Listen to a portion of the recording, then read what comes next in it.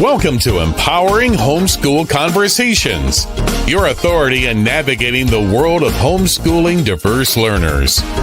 Featuring Peggy Ployhar from SPED Homeschool, Annie Yorty from AnnieYorty.com, Leilani Melendez from Living with Eve, Stephanie Buckwalter from eLARP Learning, and Dawn Jackson from Dawn Jackson Educational Consulting and Tutoring. With over 75 years of combined homeschooling expertise, experiences, and perspectives, this group is eager to share their wealth of wisdom to empower your homeschooling journey. So grab your favorite mug, settle in, and get ready for insightful discussions, valuable insights, and practical tips. Give your homeschool the power boost it needs to successfully educate the unique learners in your home.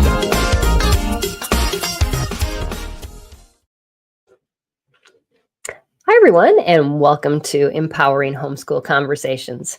Today, we are going to talk about sensory solutions for helping unique learners thrive at home. And my guest today, I'm thrilled to welcome Anne Laure Jackson Sante to the Empowering Homeschool Conversations. She comes with over 30 years of experience as an occupational therapist and is a clinical specialist in the IRS sensory integration and advanced practitioner in sensory integration. She is an Amazon bestselling author of books such as 7 Keys to Successful Sensory Processing and Homeschooling a Sensory Child with Ease. Anne Laure is also an international conference speaker, mentor, and life coach dedicated to equipping families and professionals with tools to help unique learners thrive. As a homeschooling mom with over 21 years of experience raising her family, she brings a wealth of practical strategies and personal insights to support parents in navigating sensory challenges in their homes. Join us as we explore how to help unique learners achieve sensory success at home, balance family dynamics, and empower parents to thrive in their homeschooling journey. Welcome, Anne Laure. Wow, thank you. Absolutely. I'm so excited to have you here today and to talk about this subject. It's something I personally went through with my own kids. I remember a very sensory seeking child that was driving everybody crazy, and then a sensory avoiding child who would run out of the room when I started making anything pork related. And couldn't, had to tiptoe through the grass. And, I was at a loss at when my kids were going through this because it was so long ago. It wasn't talked about a lot. And so I am so glad that you're bringing this expertise and your wisdom into this conversation and your resources too. Anne has lots of resources, and those will be in the show notes for you, as well as she'll be talking about them throughout the conversation too. So I'm just excited, and thank you for joining us. Oh, I'm really looking forward to this. Thank you. Yeah, absolutely. So what are some common ways sensory challenges might show up during homeschooling, like during lessons or family routines? I did wonder whether it was easier to start from what happens when you just get up first thing in the morning and maybe take us through the day. And if it gets too long, we can stop and just pause at any moment along the way. Yeah, no, that would be really good, because I think it's nice to break that down and know oh, yeah, maybe that's something that I didn't think about before, instead of just maybe some things here and there. So yeah, please do. Yeah, so it kind of starts with what it's like for folks to get up. Some are up and bouncing. And we'll not go into those that are starting at 5 o'clock in the morning. We'll just start a regular wake-up time. Some are really happy to get out of bed, and others, it's a very slow thing to get their arousal levels up. So we talk a lot about their levels of alertness. That's a big thing when you're at home and trying to get into academics or catching. We always want to catch our children when they're in their best place to have those teachable moments. So there are times that we follow through curriculum, and then there are other times that we just know that they're very receptive. So very first thing in the morning, getting out of bed, that can take sometimes an hour or two to get our children into a receptive place and a receptive space for academics. Now, obviously, we know home education and homeschooling is not just about academics, but it is a big part of it is a big part of what we do. But anyway, so let's go back. So we've got those who are slow to get up first thing in the morning. Then we might have the issue with getting changed out of pajamas. The transition to changing clothes, if they're cold, if they're depending on the textures, are they bothered by the tags? Are they bothered by the seams in the socks? You can have a meltdown even before you've got into 5 minutes of the day. You have a resistance to change and a resistance to sensory experiences. If it's cold outside, if it's cold in the room, the very basic things are so profoundly important when it comes to sensory processing, and it's not to underestimate the power and the importance of our senses and how we perceive what is going on in the world around us and in our own bodies. And we're not just talking about those 5 senses, we're talking about 7, but maybe 8, but we'll come back to those. Okay, so we've just got up, we're getting dressed, and we might have those fine motor skills, difficulties coordinating, turning clothes the right way around, putting them on in the right kind of sequence. All of those can have a sensory base. Never mind if you can't actually change your clothing and the textures get in the way to begin with. Then we've got toothbrushing, which can be an absolute nightmare in and of itself because of the feel of the toothbrush on the inside of the mouth. I never thought about that. Yeah. We can often find anything where the eyes can't see what the body is doing. We have those problems. So you can imagine if you're trying to do your teeth, yes, you might be able to look in the mirror, but often actually to begin with, little children in particular can't reach the mirror often. So they're down there.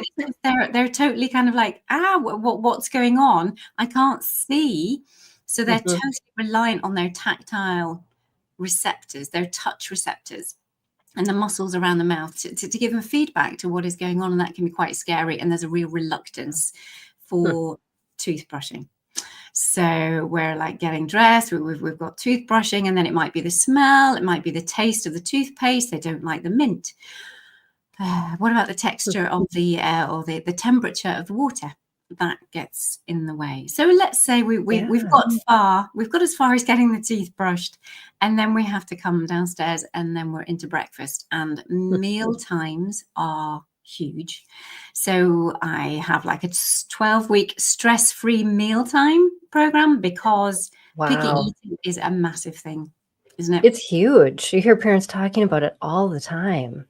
So, and we need to look at the sensory base of all of those things that are happening to enable it to be as stress-free as possible, because it is, especially as mums, we want to be there to do the right thing. We want to feed, we want to nurture. It's a part and parcel of what we think we ought to be doing.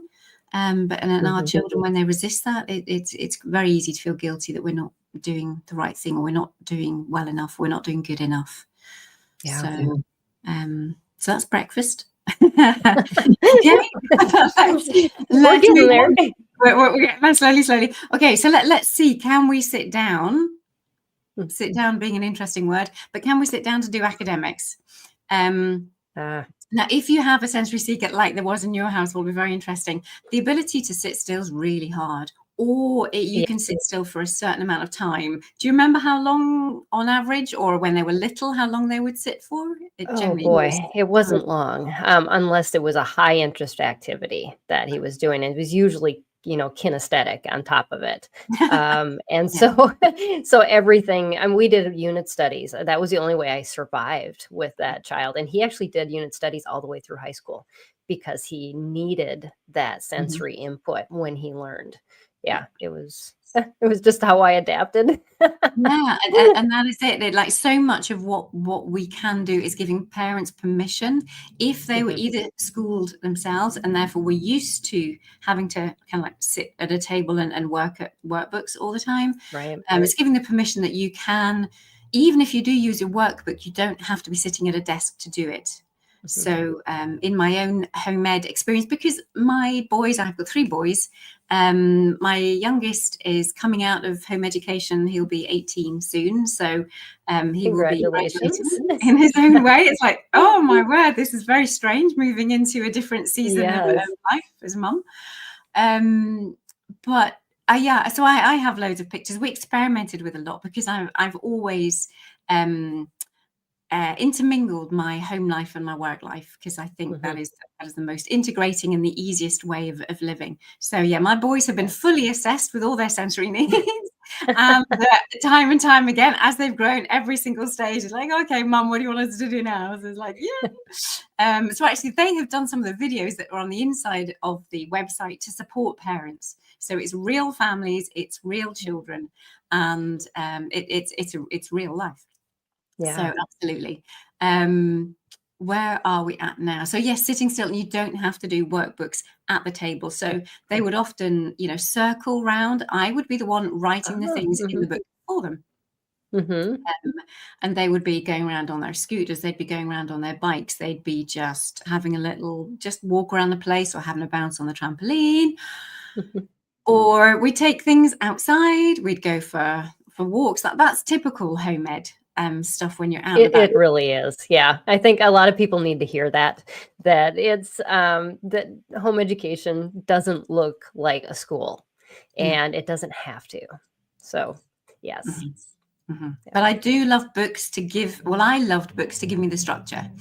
I needed that amount, and I could see where we were going. And it's not just an autistic thing to know where the beginning is and where the end is. I think it's a very good human thing that we know where we're going, and we can reverse engineer, we can backwards chain, whatever word you want to use, but we just know where the goal is, and we work towards it with flexibility, and just go with the flow according to what we're feeling like as parents, and where the children are at, and young people according to where their motivations are, and what kind of a day it is for them as well, because they have bad days, bad sensory days as well. The brain processes things, and if the brain is if it's been too social, they will not have a good day. They need a day or two to recover, get their regulation back into their system, to be back in that calm, alert state, to be able to apply themselves well to their learning.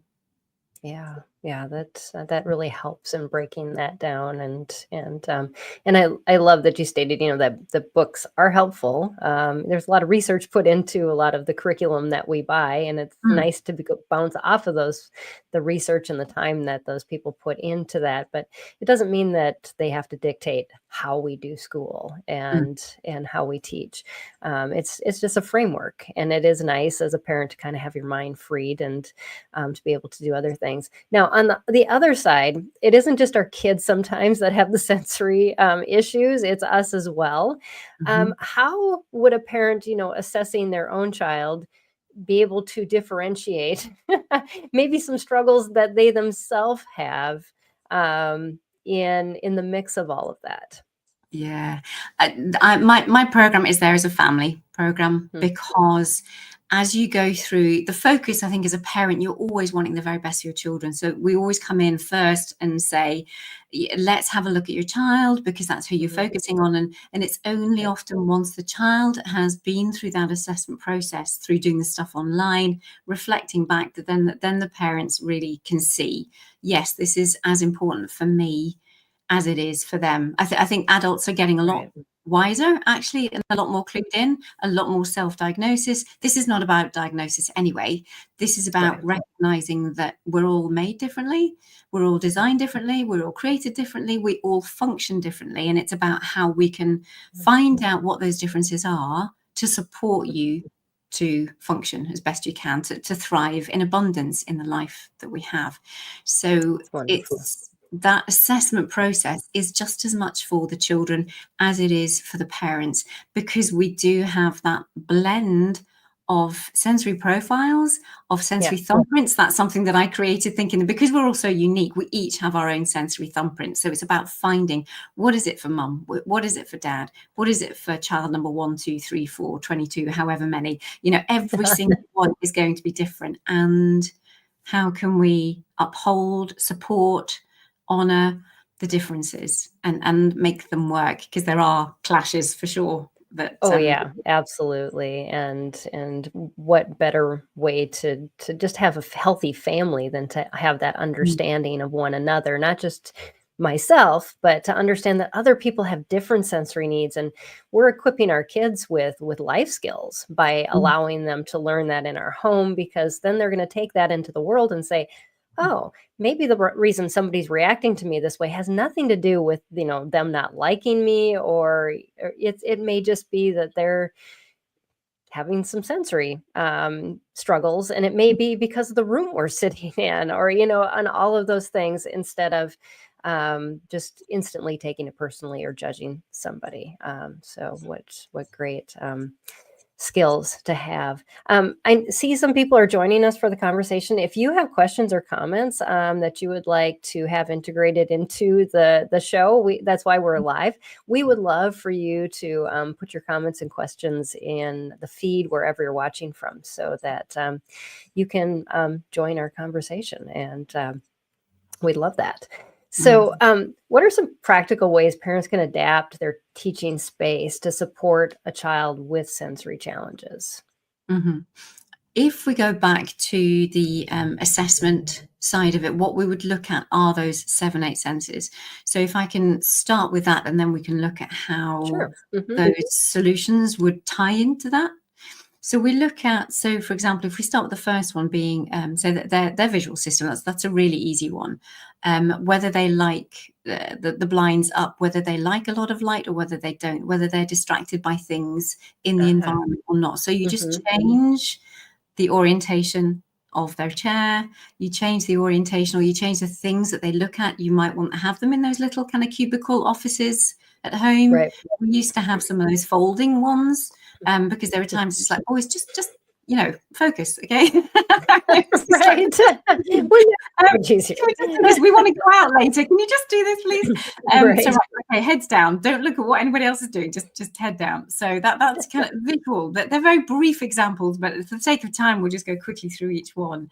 And then auditory, we've got those who want lots of sound. They might be making lots of sound, which is really distracting to other family members. Right. So how can we use ear defenders? How can we use earplugs? How can we give those who are making the noise like things that they can listen to, so they don't need to distract the others? So it's about who needs the music and when and for how much, and headphones, whether it be to plug in their own music or to stop extra sounds going in. And that's also for parents. Mums, get yourself a pair of ear defenders. It will be a lifesaver for you for times when it's just a lot, because it's a lot having children. It does get to be a lot, right? Not that they're always in the house all day, but you know. Yeah. So that's auditory. What about touch system? Yes, I was seeing when they're coming down to breakfast, there was one family that I worked with, and it was the texture of the seat that they hadn't paid attention to that was stopping the boys sitting and actually having meals with us. So have a look at their clothes, have a look at the texture of the seating, have a look at what it is they have to hold, just have a look at everything that they need to touch. And some will be going out to touch and be touching everything, and you're thinking, like, just stop it. Right. They have that need to fill their tactile sensation, their responses. So we need to fill it in a way that is appropriate. And so we'll come back to that. Movement, their vestibular system. Some people are very cautious of movement and will get car sick really easily, will be very slow or maybe very slow at moving through space. And you've got others who are spinning all the time, and they're upside down, and they're hanging over the sofa, and they're hanging off the door frame, and they're climbing up the cupboards, and all of that kind of stuff. So that's their vestibular system, and we need to make sure that we again feed that or moderate it in such a way that they can function and not destroy the house. So if they're jumping on the bed, let's put it down. Let's put a mattress on the floor so they can jump on the floor instead of breaking a bed. What are the things? If you can't afford a trampoline, if you don't have the space or any of that, we have to look at what the sensory thing is that they're looking for. So, for example, if it is jumping on the bed, they get a lot of vestibular input, which is this up and down input, and it really gives them a lot of muscle and joint compression by jumping and getting that input through their ankles, through their hips, through their knees, which is very organizing, very grounding. It's a really lovely sensation, but it's not great when the bed is being broken. So how can we give them what their sensory need is, what they're looking for, but in a way that is appropriate. So yeah, we put the mattress down on the floor, or we'd get a trampoline, Great or some idea. of the things they can bounce up and down on to get that stimulation. So that where we have 4 senses, so 5 senses proprioception, they might be pushing and pulling other siblings, and it's just like leave me alone, get off me. Right. So it's like we need to give them something else that they can push and pull, therabands and chair presses and do other things. Go and take the wheelbarrow and clean up the leaves or whatever it is. Give them a chore, give them a task, so they can get their muscles activated and used, regulating and organizing their system without actually getting in the way and bothering their other siblings or parents. So then we've got the smell. Smells can be overpowering, or they're just not connecting to smells at all. Taste is a biggie. Again, really seeking spicy food or not wanting it at all. And then you have interoception, which is hard for toilet training or for controlling people's appetite, because interoception is about feeling those sensations on the inside. So the ability to go to the loo, the ability to know when you're hungry or when you're not, when you need to stop eating, when you're actually full.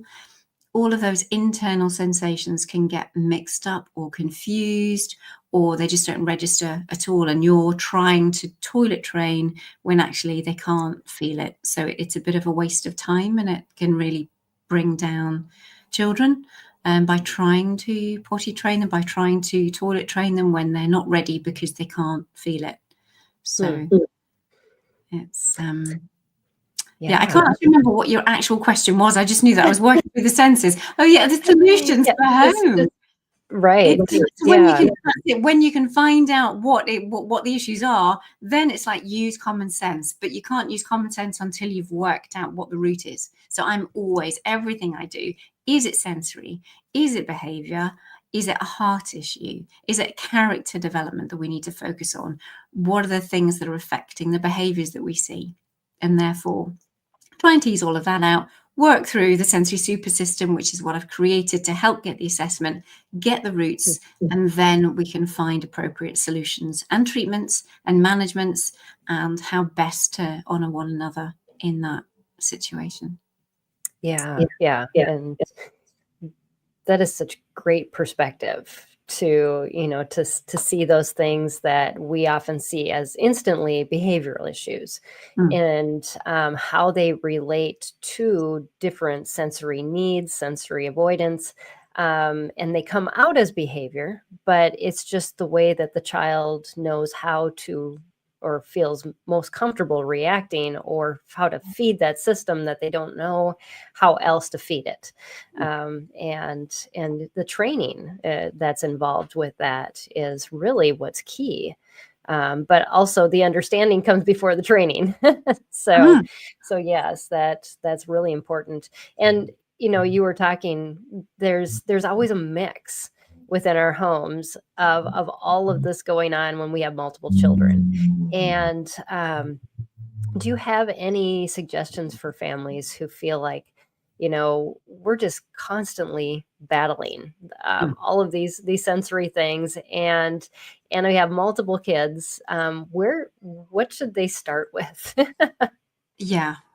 Start with taking a step back where possible, which I know time even to reflect is really hard, and try and dissect what is going on in their senses. Write the things down, which is the process that I take folk through, but write down what you do know or what you've investigated to tell you. If you're a home ed mum, you are so used to going online and finding information. So some of the parents that are coming through, they are so spot on. They just don't know how to join the dots up. So just do what you can do with the knowledge that you have, and work out, just take a step back and look at each child, and then see. Sometimes it's not about dealing with a child who is having the issue. It's about how we can work best with those around the child to support them. Not that they are the ones that are able to cope. It's not that they are having to sometimes they can really feel, if you're a sibling, if you have an individual who is known to have an additional need, a sensory need, a diagnosis of any kind, it can often be the one that's just like, oh, why do I have to be the one to do this? And why do I have to be the one to do that? And so on and so forth. But in some circumstances, it's beautifully empowering to say that actually you need to take care of yourself. So going back to the whole ear defender thing, it's like, we know we will work, we will do what we can to support this child. But for you, there are things that you need to do to honor and protect yourself so that you're in a better place to be in family when your brother's kicking off or your sister's screaming or whatever it is. So it's about empowering them. Right, let's get the ear defenders on. Or, okay, so we can see something's happening. Okay, your time to go out and do whatever it is you need to do. So it's a full, you have to see each individual child and make sure that each of them has their own exit, has their own strategies to deal with themselves and to deal with the siblings. But there are priorities, and I think if a sibling is harming themselves, or if a child is harming themselves, that is priority number one. There's a lot of children who self-harm, especially because their tactile system is overreactive. So those who don't like the hair cutting or the toothbrushing or the tags and the seams, they can be really quite anxious, quite stubborn, quite controlling, and may end up self-harming and cutting themselves. But it's their way of being able to cope with their systems that are overreactive. So priority number one, anybody who's self-harming, we need to get in there to help them. Then secondly, if they're harming others, that's when they may start to attack their siblings. Sometimes because they don't realize their own strength, they don't have that grading to understand how strong they are. It literally is, they don't know how strong they are. So they use their siblings as, therapy equipment, thinking, way, great, and like thump and bump, and it's just like, ow, and it's like, but they don't realize that they're being so boisterous because their brain is not processing their own senses. They can't feel their own bodies, so they just do what they think is fun, but it isn't actually fun. So find those pressure points, find those touch points. First, are they harming themselves? Make that priority number one. Secondly, are they harming others? And then thirdly, how is it affecting others? Is it more so, and you work down, if it's just something that's a bit socially inappropriate, you might be able to live with that, because we all know we have to pick our battles. So let's focus on the things that are most important and just have a look at those first. Right. Yeah. That's really good advice. We do have to pick our battles. And especially when you're first starting this process and you're looking at it, it just seems overwhelming in itself. That there can be so many things that need to be changed, or just different strategies for each child. I mean, that alone, instead of creating a family model, which we've been told for so many years, that's the way to do it, and but I have found success in parenting my children differently because they're different. And I think that's really, really good advice, that we can still hold to a same standard, but how we get to that standard is going to be different for each of us because of how we perceive life and handle life, and the skills we have and the skills we don't have. So it's very, very wise. Tara is watching on YouTube, and she asked, I probably missed how to sort those things out, because that's my first question. I agree. First thing is to think behavior, heart issue. But I think we said first thing to think is sensory, probably, and then follow with behavior, heart issue. But Tara, we were talking at the very beginning of the conversation. You can always go back and listen when we're done. But Anne Laure kind of broke down the beginning of your day and just how a lot of those sensory issues may crop up in just starting your day out. Do you have anything else to follow up with her question there? Yeah, because I do think that what I love is that sensory strategies are so easy. We don't have to go into behavior management. We don't need to go into rewards. We don't need to go into discipline, punishments, depending where people are at with their whole parenting style. Right. We can leave all of that aside, because if it's sensory, it's not, it isn't their character. It isn't, they're not being bad, that there aren't other issues that we need to deal with. But we will only know if it's sensory if we use sensory strategies, because the beautiful thing about sensory processing is that it works. So if we get the right assessment, if we get the right route, then not only does it work if you use a sensory strategy, but they're also really good fun. They're really easy to bring into everyday life. And that's what we want. We need that flow when you're in the home education, when you're homeschooling. Life goes so much better when folks just flow where they're at, rather than thinking, right, okay, this, and then we've got to do this, and we've got to deal with this behavior, and we've got to deal with this. That's not how the best life lives, I don't think. It's about, okay, I can see something is brewing in this child. Like you can tell something's going on, and that is the moment to act. Do they need a break? Do you need a squirt of something for them to smell, just to calm them down a little bit? Do they need to tip themselves upside down for 5 minutes and then whatever? Do they need to exit because actually it's overwhelming? These home ed co-ops, these times that we get together, they're great for the first 20 minutes for some children, but then they've had enough. And it's just, okay, this is the time to exit, because the auditory stimulation is just too much. And therefore we need to go, or they need to go into a separate room while the rest of the family stays and enjoys what's going on. So it's about nipping things in the bud, but not behavioral. It's like, all right, okay, they need to eat something, they need to chew on something. We just need to give them a bit of a cuddle just to settle them. We just need to rock.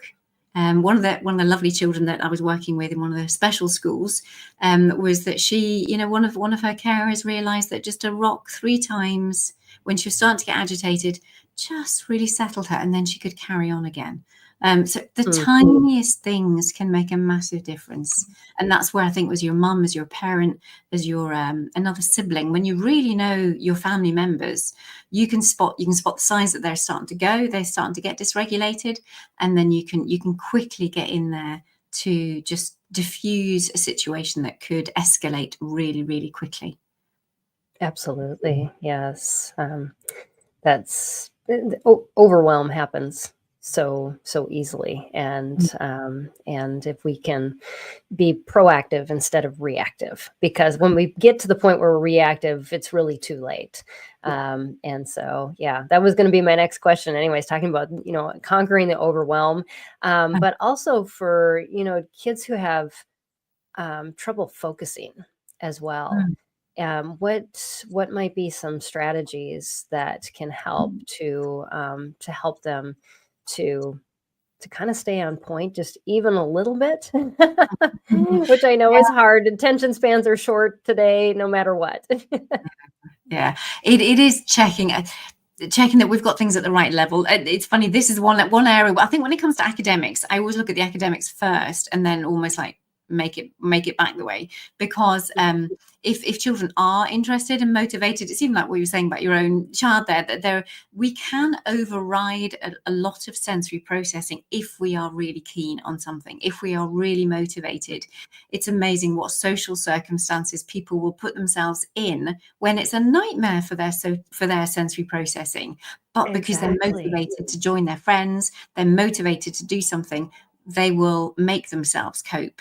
But that is why we also have issues in people in their later teens and their 20s, because they're exhausted. They kind of get to like a sensory burnout because they've held it together so much. And so we need to go right back to the beginning. However, that wasn't your question. That's okay. That was really good information. So I'm glad you put that in there. So where were we? Remind me again, where were we? Just talking about the regaining focus. Yeah. So it's just checking that we've got something at the right level. Absolutely, to begin with, that we're not even trying to get them to something that they're not even wanting to be there at. But if they are wanting to be there, but there are visual distractions, there's auditory distractions, there's distractions coming from the feel of their own clothes or from the feel of their chairs, there are distractions coming, because if they don't move, their brain is quite unsettled. It doesn't know where the body is. Therefore, they have to tuck their legs underneath them, or they have to wiggle, or they have to jiggle, because every time your head moves, you send information to your vestibular system, you get information sent to your muscles and your joints, and your brain is happy because it knows where it is. It's very grounded on earth. It knows where it is in space. So all of those things can distract from attention, but can also help. So it may be that you actually do need to add more auditory. You might need the music on to help them focus. Often we just think, we need to take things away, but actually, no, we might need to give them more. We might need to put them on a bouncy chair, like a gym ball that they sit on, so that they can actually bounce away while they're working. Do they need to chew on something to help them focus? Do they need to have a different color palette that is stimulating? Do they need some color overlays to engage with the books anymore? Do they need some plates underneath, some colored things underneath their books if they're working on books? That there's lots of different ways to help focus, but it's about use the body and let them be free to choose, because what children choose is very telling, and a lot of it is giving the child permission to think, okay, I'm not going to tell you how to do this. This is what we'd like to achieve. How are you going to do it? Do you want to be outside? Do you want to be up in your room? Do you want to lie down on the floor? So let them choose their body position. They might want to do it on their back. They might want to be on a ball. They might want you to read while they're on the trampoline. They might want you just ask them. That'd be really interesting. Just ask your child, okay, we'd like to get this done. How would you like to do it? Kind of make it an experiment almost. How can we, out of all of these things, which would you choose? And I have a living example with this with my oldest, which it profoundly changed my perspective on how he worked. He wrote his best papers while playing video games. It was the weirdest experience for me, because I was like, there is no way you can do this and write a good paper. And he did, and he did it all the way through college. And he's like, no, my brain focuses better when I can play. And then I think of something new and I add it. And I was like, well, you got A's all through college English, and I can't refute that. It really did help him. And so now when he's working, he's a biomedical engineer. He designs with 3D modeling. He always has something going on his side computer while he's working, and it helps him to focus. But I would never have thought of that.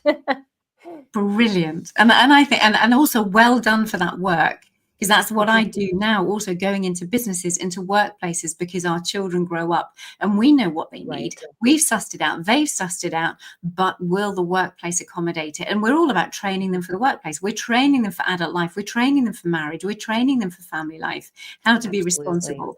And it's like, how do we communicate that to our employees? So that's all part of the process as well that I help folk with. But it's brilliant to know that your son's workplace has been so accommodating, and he was able to advocate for himself as well. And that's and he works from home, so that makes it a lot easier on him to be able to do that. As long as he does his designs, they don't care.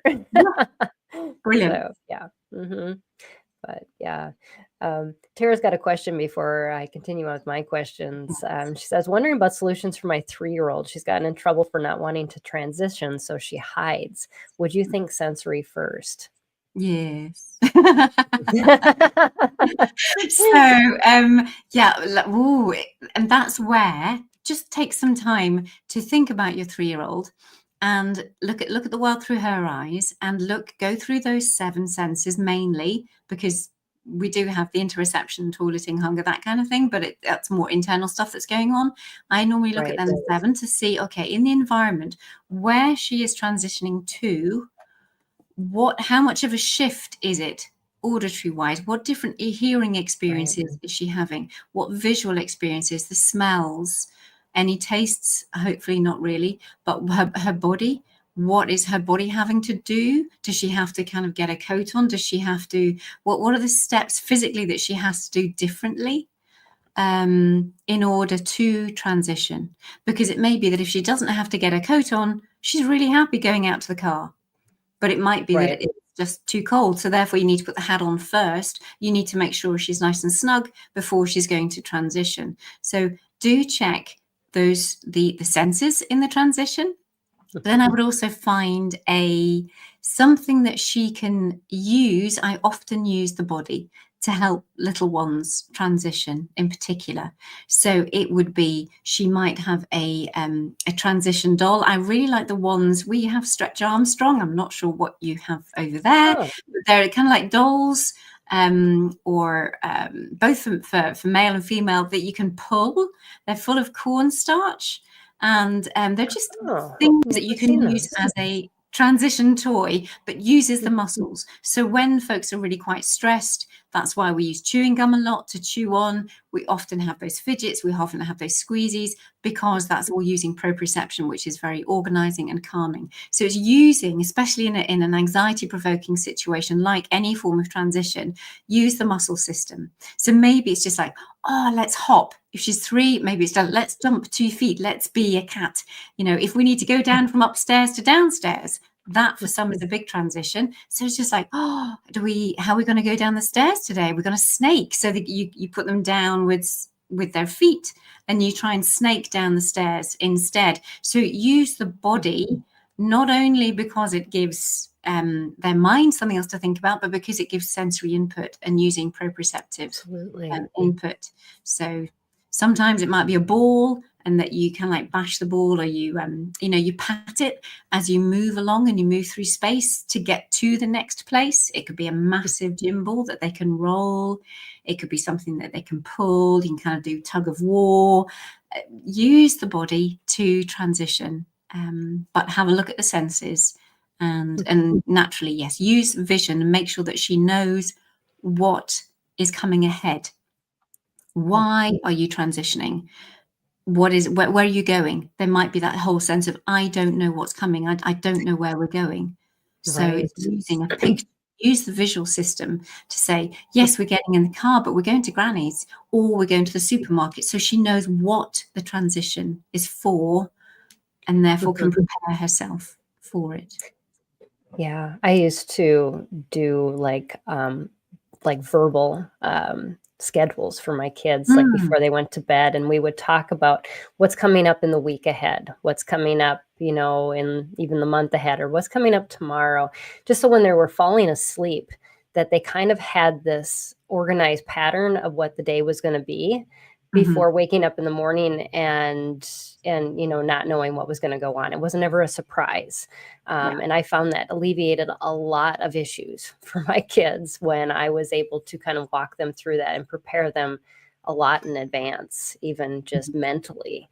But I love those suggestions, because yes, there's so many ways to feed that sensory system in just the changing up how we're doing things, and not shortcutting the needs of our child in the process of trying to do the next thing. Yeah. Tara said, that's good, thanks. She's in preschool, forgot to mention. So, okay, awesome. Okay. And it's also if they are in preschool, it's just something, is it Tara? That there could be, depending on her sensory thumbprint, depending what her senses are actually doing, there can be, although they're just an amazing places, they can also be places of overwhelm. So it's making sure that there is enough time for her to regroup and to maybe pull away, bring her arousal levels down, because there's often a lot of stimulation in preschool, depending on how preschools are run. Oh yeah. So it's and the kids tend to hold it all in when they're somewhere where they don't feel as safe, and then you get the everything else when they get home.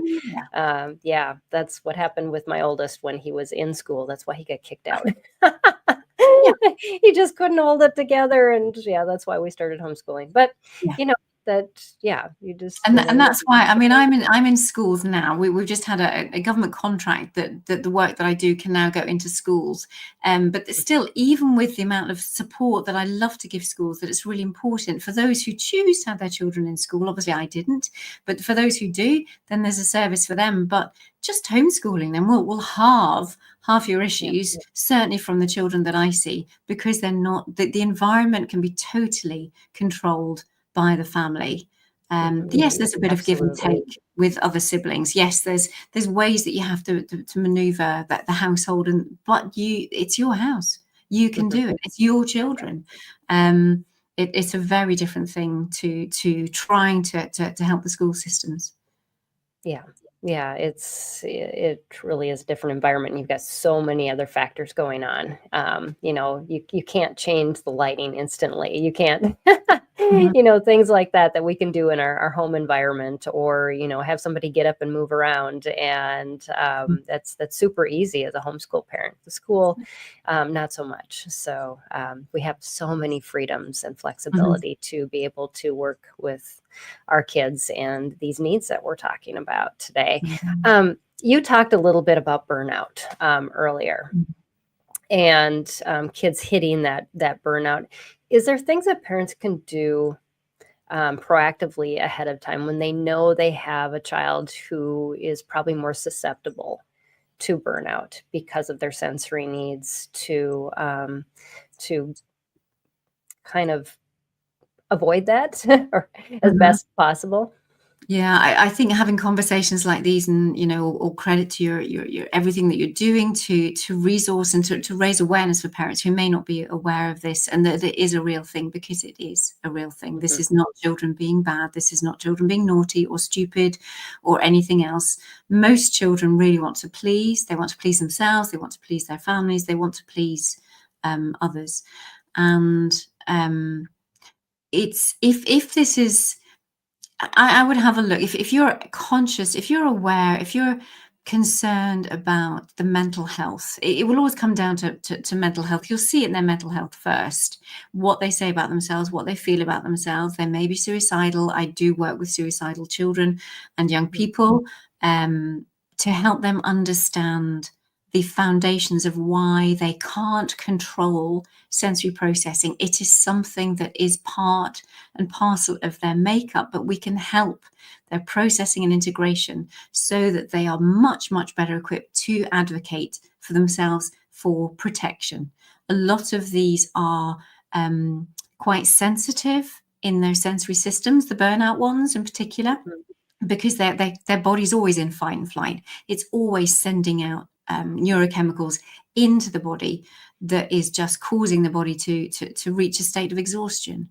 So if you see it, start looking into their sensory processing, start finding those regulation strategies that you can bring in every day, and start equipping and empowering your young people that this is a real thing, and it's not because they're stupid. It's not, they cannot talk themselves better.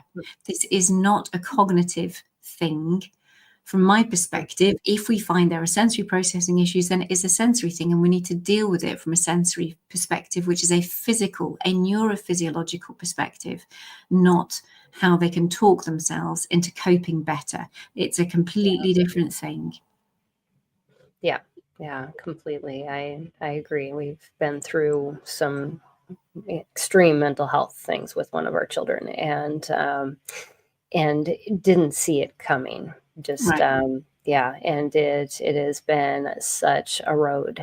So I just would encourage parents, just try your best to understand your child and what they're going through with these sensory things, because it just escalates as they get older, and they put more of the blame on themselves versus just the outside world, and that just gets so heavy upon them, and it can affect choices they make and a whole lot in their future too. So, and it's really important as a parent, or for them to hear as well, because that they can be, especially in the home ed homeschooling environment, the ability, the willingness to perform, because people are free to excel in lots of different areas, so people can put pressure on themselves, and it's making sure that as parents you're not putting that pressure on to perform either, and to make sure that there is that freedom, that the level, what I've loved about our home ed experience is that it is the relationship that I have with my boys. Absolutely. Is just precious. Yes. And actually, if they didn't feel like doing something, or you just have that communication, but don't, it's just make sure that there's not too much pressure being put on that they need to perform, because that will override. Because you're probably in a really loving environment, and they really love you and they want to do well for you. So it's just making sure that that's not out of kilter, not too much pressure on them. Yeah. And it's hard because, we have standards that we feel like we almost have to live up to. But, the standard, like you were talking about, Anne Laure, is the standard is the relationship. That is what's going to carry that child through. Yeah. Beyond anything that they have learned, the grades that they have gotten while you're teaching them. And it's just a good thing to be reminded of on a consistent basis, especially when you have little ones and you don't see the full picture always all the time. As they get older, it becomes more apparent and even more crucial. And so that's important. Leslie asked a question about speaking about mixed dominance in relationship to sensory challenges. I don't quite understand that question. You probably do. So I will leave that to you. Oh, that's great. Yeah. So, that's because we've spoken a lot about the kind of sensory seeking, sensory avoidant, overreactivity, if they're underreactive, part of perception discrimination, all of those aspects of sensory processing. Mixed dominance is the other bit of sensory processing and integration, which is the sensory-based motor issues, sometimes called disorders, but we can talk for ages as to whether we want to use that language or not. I talk about just differences or difficulties. If I understand, the way I interpret that question is about not yet having established if they're right-handed or left-handed. So they might mix their dominance. Sometimes they'll do things with their right hand and some things with their left hand. And that is where I would go back to the assessment. Online, we have different types of assessments, so you can find out the roots of where there perhaps uncoordination or clumsiness, or they may not necessarily be clumsy, but they may just not have that mixed established dominance yet, and that's just a maturity that they will get there. But if there is that, I always want to see what else is going on in their physical system. And there's about 20 to 30 other tiny little activities that you do with them that shows me whether we need to look at it more significantly, because it might be one thing, but there could be 10 things that it is going to affect as your child grows up if we don't deal with it. So as far as mixed dominance is concerned, it could be a crossing midline issue. So we have this kind of like midline in the middle of our bodies, and some will write here and then take over here. So we need to check it isn't a crossing midline issue, which is a much more vestibular proprioceptive thing. So yes, it does have a sensory base. It could be a maturity thing. It could be if you're left-handed, if they are primarily left-handed, then about 25% of the time left-handers do use their right hand anyway. So we would just want to check and see, are they predominantly left-handed, in which case doing some things with their right hand is totally normal, is totally what we see if somebody is left-handed. If you're right-handed, you really don't do much with your left hand at all. If you have the choice, it's right, it's right, it's right, it's right, all the time. So there's a yes, I think, there. Yeah. Leslie's like, yep, that's exactly what she wanted to do. So we're looking at it. Is it just a question of a bit more maturity? So we do more physical activities with them, and two-handed things where they have to use two hands separately to do activities. A nice way to see if anybody does want to check their dominant hand. If you give your child two things, two pens, two drumsticks, two sticks from the garden, and you just tap, you ask to tap it one on top of the other, and you see which hand goes on top. And the hand that goes on top is often the hand that is dominant. And so you just present it straight to them. You don't like hand it to any hand in particular. Give them two. Keep it. You're not persuading them in any way, shape, or form. And just tell them that you just want them to tap them together and see which one goes on the top. And that's likely to tell you their dominance. So if they're doing it with their left hand, then you can accept about 25% of their time they may do things with their right hand. But if they go with their right hand, but they're still swapping to their left, then it's worth digging a little bit deeper. Yeah, that's a great perspective, and simple, easy thing to do to kind of make you question: is that possibly a something that they're struggling with? So yeah, we are wrapping up our time. This has been a great conversation. I would love for you, before we go, to share about your resources that you offer families. And I know you have a couple different websites, and so I'd love for you to talk about that and how families can connect with you and your services and all that you offer. Yeah, thank you. Because this is a worldwide service, so that there are folks across the world who come in, and it is an online training, coaching program with a community as well. So everything to do with sensory processing, we take you through understanding, seeking, avoiding all those issues and the sensory-based motor issues. We look at how you can assess it at home. You're the expert in your child. I'm the expert in sensory processing, and it's very much about working together. So we put 2 and 2 together between us, and then we work out a treatment plan, things that you can do at home. And I've got lots of videos on the inside of the website, annelaurejackson.com. And then we look at how we can communicate to grandparents, how we can communicate to clubs, how we can communicate to workplaces, how we can help them advocate for themselves, for their sensory needs to continue to be met so that they can thrive. So that's the online sensory super system.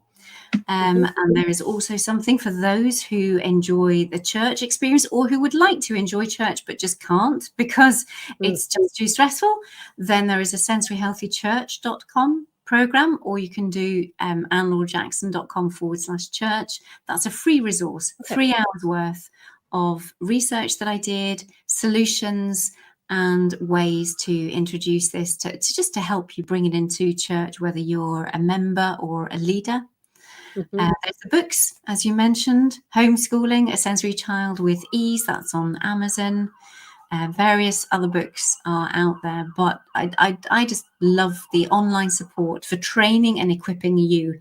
I think when you're a home-ed mum, you realize actually with a little bit of knowledge we can do amazing things. And I want to support families to be able to do everything they possibly can do to have a really happy home life, because I've loved, I just love my family, and we have had just really precious. So I just want to support other families as much as possible through that. So thank you. Awesome. Well, thank you so much. This has been so encouraging and just inspiring. And I know our viewers that have been interacting, they have they felt that, you've hit the nail on the head with some of the things that they were questioning too. So that's really what we're all about, is just helping families find solutions. And these solutions don't have to be expensive or, or take a lot of your time. So Anne is there to help. Definitely check out her website. We're going to share both those links. They'll be hyperlinked in the show notes. So wherever you're watching or listening from, you can click on those instead of trying to figure out how to spell them. We'll have that figured out for you. And so definitely connect with her and her resources, and especially if you're feeling kind of overwhelmed and where do we start? Otherwise, just apply a couple things and see where they go and what we talked about today. So thank you so much. I just really appreciate this conversation and getting to know you better as we've chatted today. Peggy, it's such a delight. I'm so thank you. Thank you so much for the opportunity to share this and be part of what you do and how you do it. It's beautiful. Thank you. Thank you. Thank you. And thank you all for joining us today on this on this episode of Empowering Homeschool Conversations. If you're looking for more resources, support, and encouragement on your homeschooling journey, be sure to visit us at Homeschool Heroes, powered by SPED Homeschool. At Homeschool Heroes, you'll find free downloads, a supportive community of parents, homeschool-friendly providers, and expert consultants ready to help you teach your child with confidence. Plus, explore tools, products, and services designed to simplify your homeschooling efforts, all from a trusted nonprofit that understands the unique challenges of homeschooling children with learning differences. Join us today at spedhomeschool.com to connect with resources, inspiration, and a community that's here for you every step of the way. Let's make your homeschooling journey extraordinary. And you'll want to join us next week. We are going to be talking about brain-based solutions for executive functioning success with a guest that is on often, and she's actually the chairman of the board of directors for SPED Homeschool, Dr. Jan Bedell. So she is a doctor in neurodevelopmental strategies, and so you'll definitely want to join us for that conversation. So thanks again, Anne Laure, and also for all of you for joining us, and we'll see you next time right here on Empowering Homeschool Conversations. Bye, everybody. This has been Empowering Homeschool Conversations, provided by SPED Homeschool, a nonprofit that empowers families to home educate diverse learners. To learn more, visit spedhomeschool.com